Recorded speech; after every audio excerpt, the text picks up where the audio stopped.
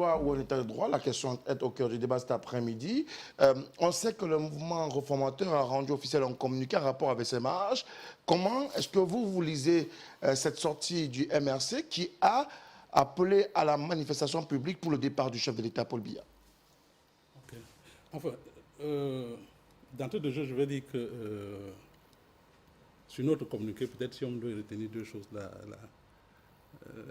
c'est d'abord effectivement cette violation de la Constitution, parce qu'il faut dire que c'est une violation de la Constitution. Par qui? Obliger les gens, par les éléments de force de l'ordre, ça veut dire obliger les gens à aller contre leur propre conviction, c'est une violation de la Constitution. Donc, je pense que ça, on ne doit pas faire ça.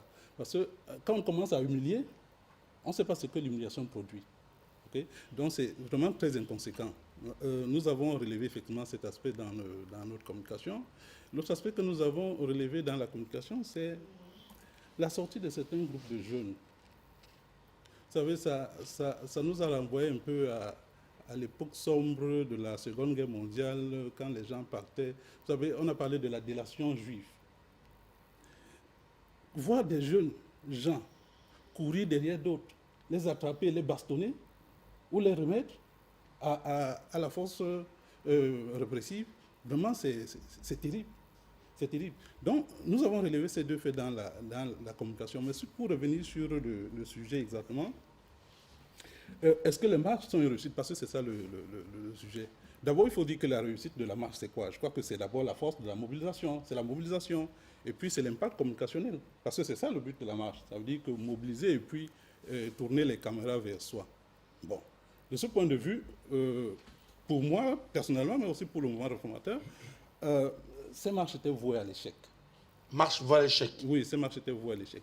Pour deux ou trois raisons.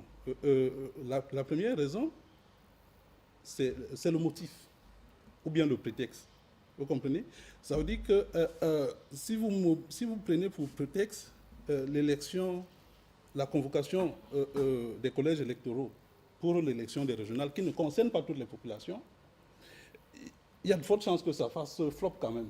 Parce que quand les gens se soulèvent, ils se soulèvent d'abord pour ce qui les concerne proprement. On a des exemples, que ce soit en Tunisie. On a parlé. Les élections régionales ne concernent pas tous les Camerounais. S'il vous plaît, les élections régionales sont très loin. Ça veut dire que c'est un scrutin indirect. Ça concerne les. On arrive à vous, je vous assure. On arrive à vous dans quelques secondes. Ça concerne les conseillers municipaux et quelques chefs traditionnels. Donc ça ne touche pas directement la population. Donc c'est ça. Donc c'est la première raison. La deuxième raison, c'est que c'était quand même un appel partisan.